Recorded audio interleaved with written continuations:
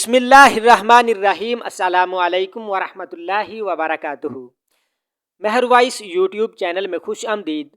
دوستو، آج کی یہ ویڈیو آب حیات کے عنوان سے ہے۔ یہ شاعری نہیں امر واقعہ ہے کہ سرکار دو عالم صلی اللہ علیہ وآلہ وسلم کا لعاب دہن رحمت و نور کا ایک ایسا قطرہ سیال تھا جس سے خود زندگی آسودہ ہوئی۔ فیضان الہی کے اس آبشار سے جہاں ایک قطرہ ٹپکا، ہر طرف رحمت و اعجاز کے جلوے بکھر گئے۔ کہیں جلتے ہوئے زخموں کو گل و لالا کی ٹھنڈک میسر آئی، اور کہیں آب شور کا ذخیرہ ایک آن میں چشمہ شیریں بن گیا۔ حلق کے نیچے اترا نہیں کہ شیرخوار بچے دن بھر کے لیے دودھ سے بے نیاز ہو گئے۔ کہتے ہیں کہ سرکار دو عالم صلی اللہ علیہ وآلہ وسلم کے لعاب دہن کی برکتوں سے مدینے کے بچے تک اتنے مانوس و باخبر تھے کہ ایک بار حضور صلی اللہ علیہ وآلہ وسلم کی مجلس اقدس میں کسی نے دودھ کا پیالہ پیش کیا۔ سرکار صلی اللہ علیہ وآلہ وسلم کی داہنی طرف ایک خرد سال بچہ بیٹھا ہوا تھا، اور بائیں طرف سیدنا ابوبکر صدیق رضی اللہ تعالی عنہ اور دوسرے مشاہیر صحابہ تشریف فرما تھے۔ حضور صلی اللہ علیہ وآلہ وسلم کی عادت کریمہ تھی کہ ہر کام دائیں طرف سے شروع فرماتے تھے، یہاں تک کہ تبرکات کی تقسیم بھی داہنی طرف سے شروع فرماتے تھے۔ دودھ کا کچھ پیالہ نوش فرما کر جیسے ہی حضور صلی اللہ علیہ وآلہ وسلم نے اسے تقسیم کرنا چاہا، داہنی طرف بیٹھے بچے پر نظر پڑی۔ آپ صلی اللہ علیہ وآلہ وسلم نے بچے سے دریافت فرمایا، میری مجلس کے دستور کے مطابق حق تو تم ہی کو پہنچتا ہے کہ دودھ کی تقسیم کا سلسلہ تم سے شروع کیا جائے، لیکن اگر تم اپنے بزرگوں کے حق میں اثار کر سکو تو اجازت دو کہ بائیں طرف جو لوگ بیٹھے ہوئے ہیں ان سے تقسیم کا آغاز کروں۔ بچے نے سر جھکا کر انتہائی ادب سے جواب دیا، یا رسول اللہ صلی اللہ علیہ وآلہ وسلم، کوئی اور بات ہوتی تو اپنے حق سے دستبردار ہونے میں مجھے کوئی عذر نہ تھا، لیکن یہ اثار میرے لیے بہت مشکل ہے کہ سرکار کا لعاب دہن پیالے کے جس حصے سے مس ہو گیا ہے اس کی برکتوں سے میں اپنے آپ کو محروم رکھوں۔ حضور صلی اللہ علیہ وآلہ وسلم نے بچے کی اس خوش عقیدگی کو پیار کی نظر سے دیکھا، اس کا حق بھی اسے عطا کیا اور فضل و برکت کی دعاؤں سے اسے الگ سے نوازا۔ کہتے ہیں کہ سرکار صلی اللہ علیہ وآلہ وسلم کے لب کی مسیحائی نے بیماروں اور زخمیوں کو شفا خانوں سے بے نیاز کر دیا تھا۔ احادیث و سیرت کی کتابوں میں اس طرح کے بے شمار واقعات ملتے ہیں کہ عین میدان جنگ میں کسی کی آنکھ نکل آئی، کسی کا جسمانی عضو کٹ کر الگ ہو گیا۔ اب تکلیف کے مقام پر لعاب دہن مس کرتے ہی نہ تکلیف رہی نہ زخم کا نشان۔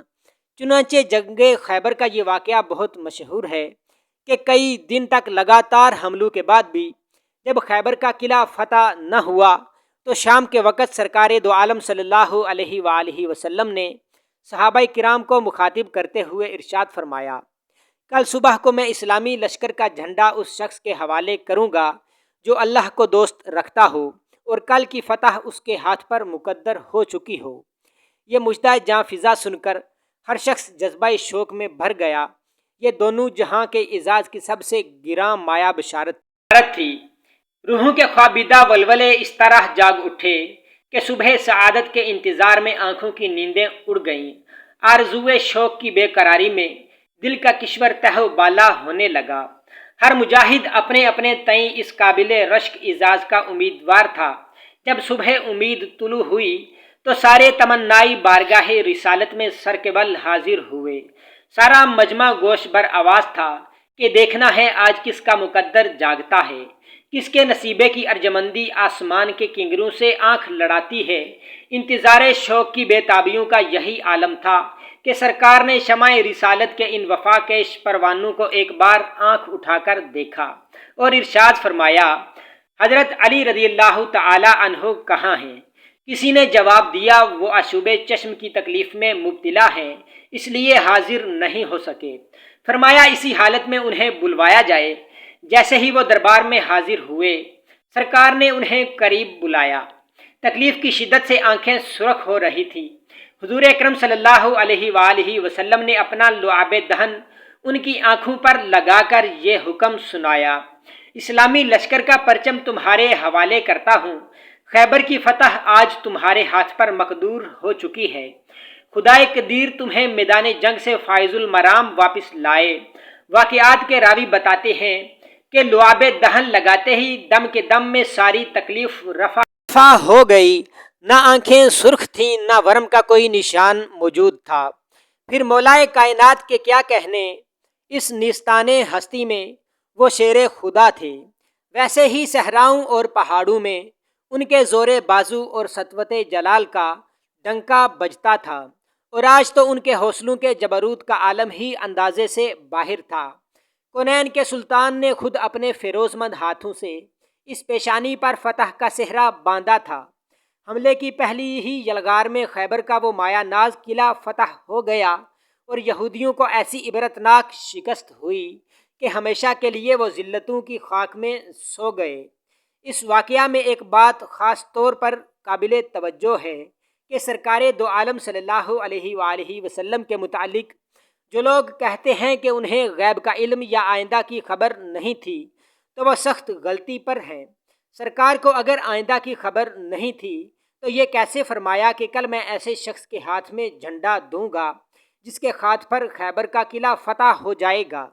یہی نہیں بلکہ احادیث میں اس طرح کے بے شمار واقعات موجود ہیں جس میں حضور صلی اللہ علیہ وآلہ وسلم نے آئندہ کی خبر دی ہے، اور حضور صلی اللہ علیہ وآلہ وسلم کی خبر کے مطابق ہی واقعہ پیش آیا ہے۔ سورج پر کہاں تک کوئی خاک ڈال سکتا ہے؟ لعاب دہن کے اعجاز و برکت کے سلسلے میں ایک واقعہ بھی منقول ہے کہ ایک صحابی نابینا ہو گئے، یہاں تک کہ آنکھوں کی سیاہ پتلی بالکل سفیدی میں تبدیل ہو گئی تھی۔ صحابہ کے عام دستور کے مطابق ایک دن وہ بارگاہ رسالت میں حاضر ہوئے اور اپنی شکایت پیش کی۔ ان کی فریاد سن کر حضور پاک صلی اللہ علیہ وآلہ وسلم کا دریائے کرم جوش میں آ گیا، اٹھے اور اپنا لعاب دہن ان کی آنکھوں میں لگا دیا۔ اس کے بعد واقعہ کے راوی بیان کرتے ہیں کہ لعاب دہن کی برکت سے وہ بینا ہو گئے، اور یہ بینائی اخیر عمر تک قائم رہی، یہاں تک کہ میں نے دیکھا اسی 80 برس کے بڑھاپے میں بھی وہ سوئی کے ناکے میں دھاگا ڈال لیا کرتے تھے۔ افسوس ہے ان افراد کی عقل و بصیرت پر جو ایسے سراپا اعجاز پیغمبر صلی اللہ علیہ وآلہ وسلم کو اپنی طرح معمولی بشر کہتے ہیں اور انہیں اپنا بڑا بھائی سمجھتے ہیں۔ ذہن کا یہ ناپاک تصور تنہا دونوں جہاں کی ذلت و رسوائی کے لیے کافی ہے۔ خدا ان گمراہوں کے شر سے اپنے رسول پاک صلی اللہ علیہ وآلہ وسلم کی وفادار امت کو بچائے۔